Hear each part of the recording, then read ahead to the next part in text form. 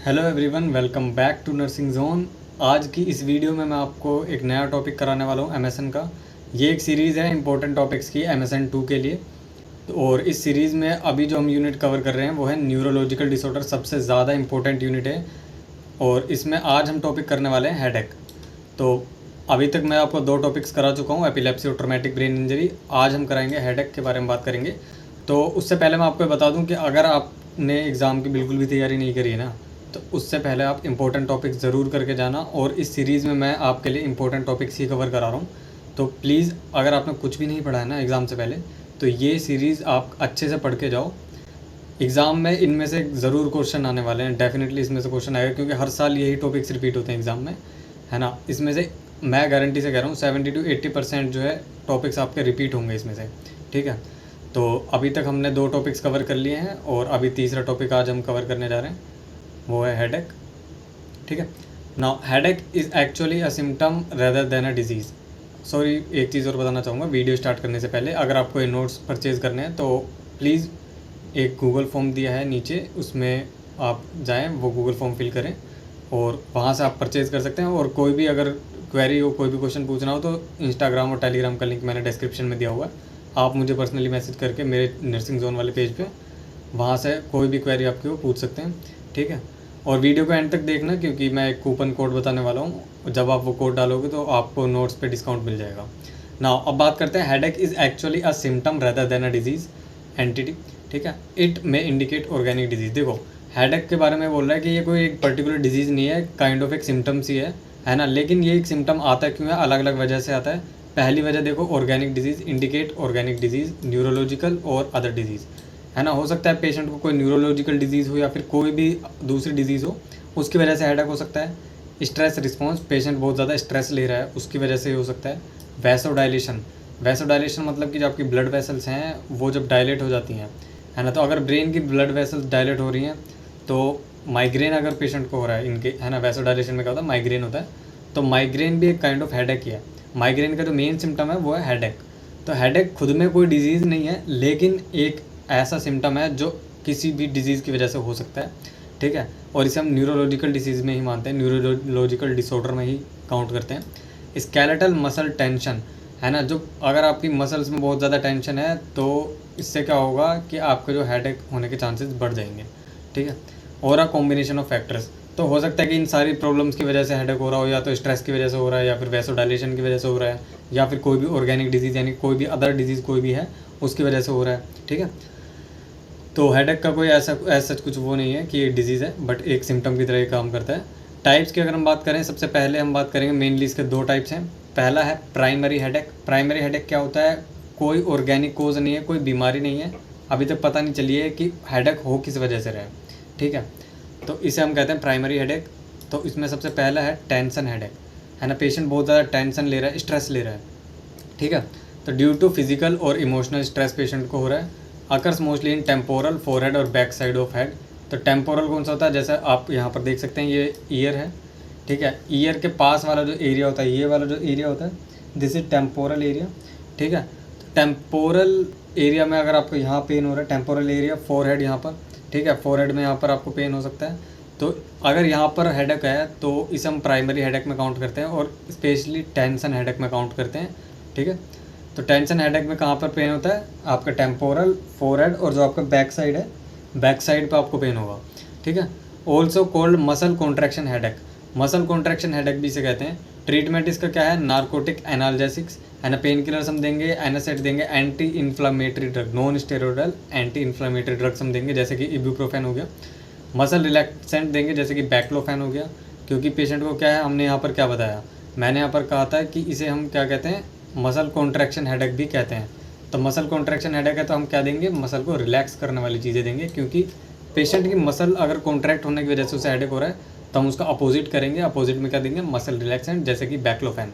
उसके बाद anti depressant या ट्रैंक्विलाइजर्स। क्यों, क्योंकि एंटी डिप्रेसेंट इसलिए देंगे ताकि जो ब्रेन है, जो सेंट्रल नर्वस सिस्टम है पेशेंट का, वो थोड़ा सा स्लो हो जाए, थोड़ा सा रिलैक्स करे।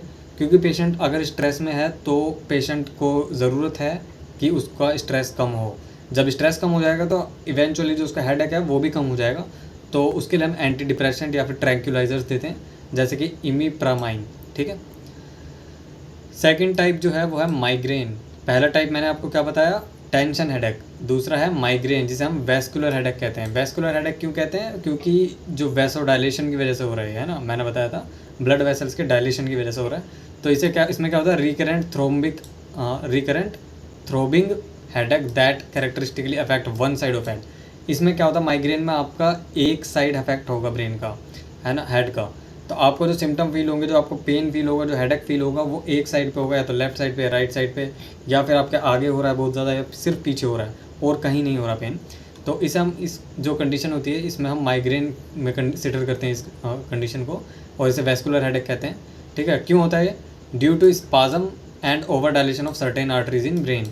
तो आपकी जो ब्रेन है, ब्रेन के अंदर आर्टरीज होती हैं, जब वो आर्टरीज कुछ ज़्यादा ही डायलेट हो जाती हैं और स्पाज्म आपके मसल्स में होने लग जाता है, इर्रेगुलर कॉन्ट्रैक्शन होता है स्पाज्म का मतलब, ठीक है।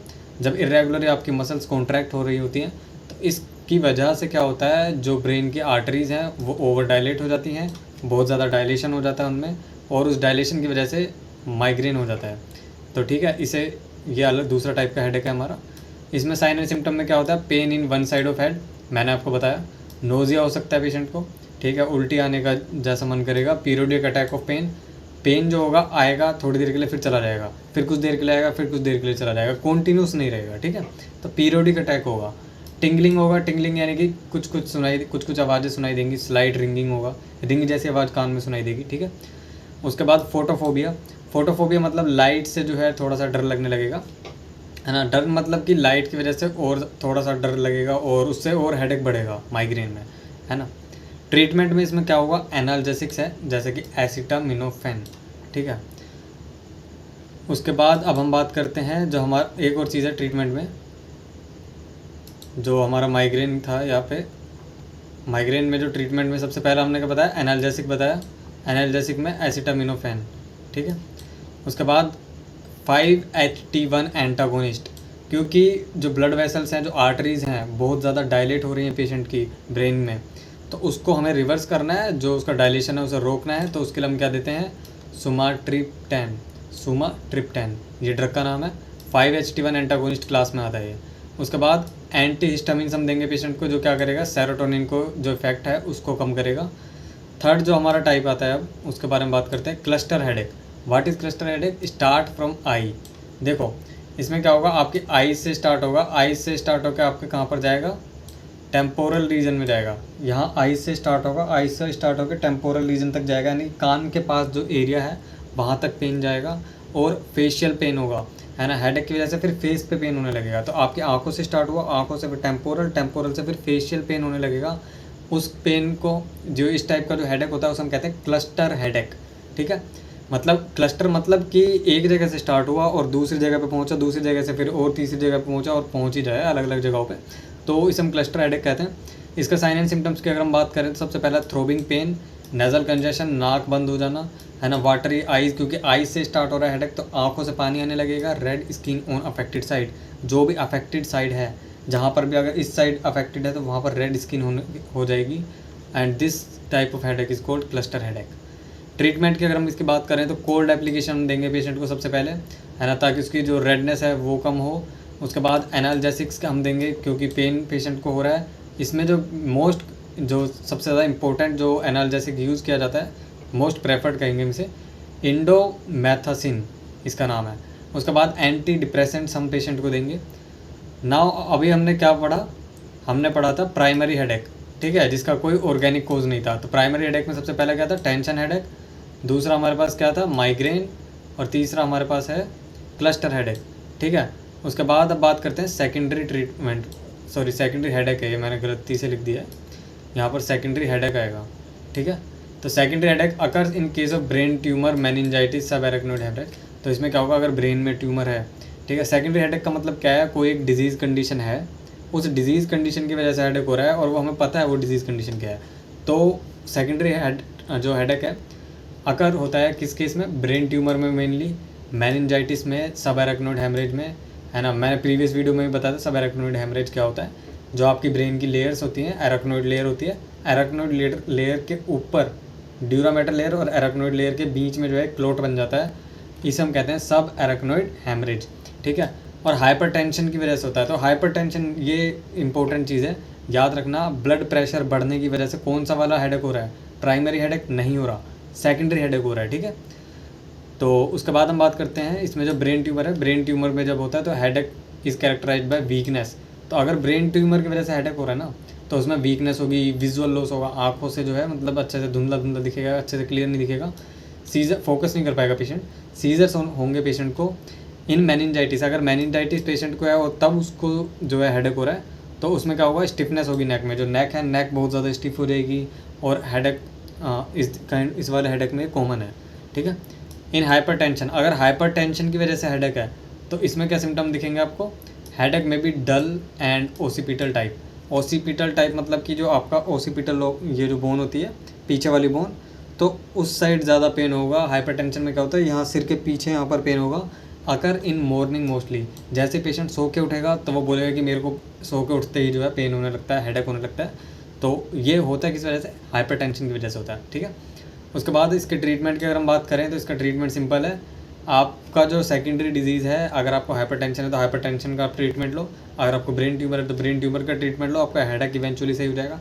मेनिंजाइटिस है तो उसका ट्रीटमेंट लो, ब्रेन का जो जो सेकेंडरी हेडेक जो है वो अपने आप ख़त्म हो जाएगा, ठीक है। तो इस वीडियो में इतना ही। अब मैं आपको इसका वो बता देता हूँ, कोड बता देता हूँ। अगर आपको ये नोट्स परचेज़ करने हैं न्यूरोलॉजिकल डिसऑर्डर्स के, तो आप ये कोड डाल सकते हैं। कूपन कोड है इसका MSN7, ठीक है। ये कूपन कोड आप गूगल फॉर्म में नीचे डालना है, जो मैंने डिस्क्रिप्शन में दिया हुआ है, वहाँ पर आपको नोट्स पे डिस्काउंट मिल जाएगा। तो अभी 1-2 दिन बाद हो सकता है, आज वीडियो अपलोड करने के 1-2 दिन बाद नोट्स अवेलेबल हो जाएंगे, है ना। ये तीसरा वीडियो है और कुछ 1-2 दिन में आपको नोट्स अवेलेबल हो जाएंगे उस गूगल फॉर्म पे। अगर आपको कोई भी प्रॉब्लम होती है मुझे आप इंस्टाग्राम और टेलीग्राम पर मैसेज कर सकते हैं, ठीक है। लिंक मैंने डिस्क्रिप्शन में भी दिया हुआ है, और आप जाकर नर्सिंग जोन भी अगर सिंपली सर्च करेंगे तो आपको पता चल जाएगा कि मेरा चैनल क्या है ना। और इंस्टाग्राम पे ये हैंडल है, टेलीग्राम पे ये वाला हैंडल आपको दिख ही रहा होगा, ठीक है। अगर कोई भी प्रॉब्लम हो आप मेरे को कमेंट सेक्शन में बता सकते हैं, और अगर कोई भी क्वेरी आपकी हो, कोई भी नोट्स डाउनलोड करने में या फिर किसी भी चीज़ में कोई भी प्रॉब्लम हो, तो आप मुझे इंस्टाग्राम और टेलीग्राम पर मैसेज कर सकते हैं। मिलते हैं अगली वीडियो में। Thank you so much.